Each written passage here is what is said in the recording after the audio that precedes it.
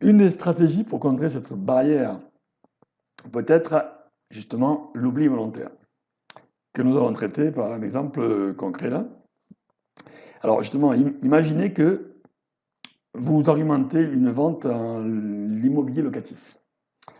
Bon, votre client, il a validé tous les points, notamment le différentiel qui lui reste à payer tous les mois entre son remboursement bancaire d'une part, 700 euros, et ses rentrées locatives, 550 euros. Donc, il y a un effort d'épargne à faire de 150 euros. On est bien d'accord. Bon, il a tout validé et accepté. Cette épargne lui convient parfaitement. Pourtant, au moment de signer, eh bien, il va se défiler en vous disant oui, bon, on est d'accord, c'est ce qu'il me faut, mais il faut réfléchir un peu tout de même, hein. Quelle va être votre réaction? Ben, certainement pas de sortir une réflexion idiote, genre réfléchir à quoi, monsieur? Vous avez tout validé. Non. Il y a, il a un frein et il faut enlever ce frein. Pour l'enlever, il faut le trouver et pour le trouver, il suffit de poser la question adéquate. Mais justement, la question à poser, vous la connaissez déjà puisque vous l'avez préparée à votre bureau. Vous avez préparé la question et vous avez préparé la réponse.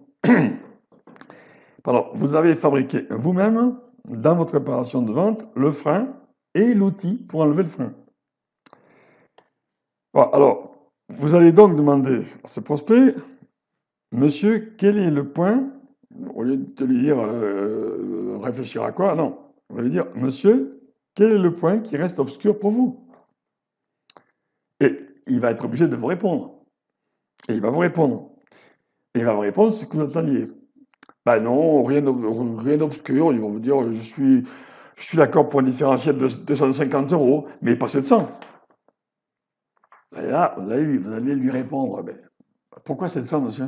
Nous avons vu que c'est 150 euros votre différentiel. Une fois le loyer encaissé de 550 euros, ben, il ne vous reste plus que, effectivement, 150 euros d'effort d'épargne à faire. Et là, il va vous sortir ce que vous aviez préparé et ce que vous provoquez, justement. Il va vous dire oui, oui, oui, mais si je me retrouve sans locataire, ou avec un locataire qui ne paye plus, ben, c'est pas 150 euros qui va me rester à payer, c'est bien 700 que je vais devoir payer tous les mois. Et ça, je ne peux pas prendre ce risque-là.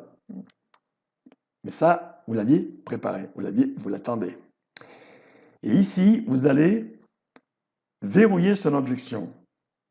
Vous allez ce qu'on appelle verrouiller son objection en lui disant, par exemple, monsieur, est-ce le seul point qui vous empêche de signer tout de suite?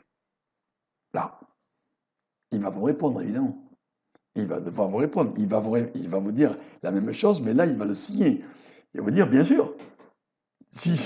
Moi, s'il était seul à avoir à payer que 150 euros, ben, aucun problème, hein. Moi, je signe. Tout de suite, même, il va rajouter. Et là, vous sortez votre arme du tiroir, l'oubli volontaire. Et vous dites, monsieur, peut-être me suis-je mal exprimé sur un point, la formule magique. Car les loyers impayés ou les carences, ce ne sont pas votre problème. Et là, rupture de pattern, étonnement, surprise du prospect, il va vous dire comment ça pas mon problème. Et là, vous sortez votre âme, votre oubli volontaire, monsieur. Je me suis peut-être mal exprimé ou je suis passé un peu vite. Peut-être que vous ne l'avez pas tout à fait dit, hein. Vu la situation exceptionnelle de ce produit, la société de gestion assure vos loyers à 100%. Loyers impayés, carences, dégâts sont garantis à 100% tout le long de votre gestion. Et vous rajoutez dans la foulée, d'ailleurs, nous allons commencer par remplir ces contrats d'assurance. Ne lui parlez pas de la signature du contrat d'achat, parlez-lui du contrat d'assurance, ce qui le rassure et qui conforte dans l'objection qu'il avait, qui supprime l'objection qu'il avait. La solution, les fameuses assurances loyers impayés. Évidemment, une fois qu'il a signé les assurances, forcément, on va signer le contrat. Voilà, alors si on fait un debugging de cette affaire-là, mais on s'aperçoit que le scénario que je viens de vous conter là, et qui est tiré d'une de mes visites d'ailleurs, hein, bon, et que vous avez préparé chez vous, à votre bureau, hein. Ça, c'est le travail que vous faites en amont. Comme vous l'avez vu, dans un scénario, donc, il y a une chronologie. La première chose, donc, va être provoquer l'objection.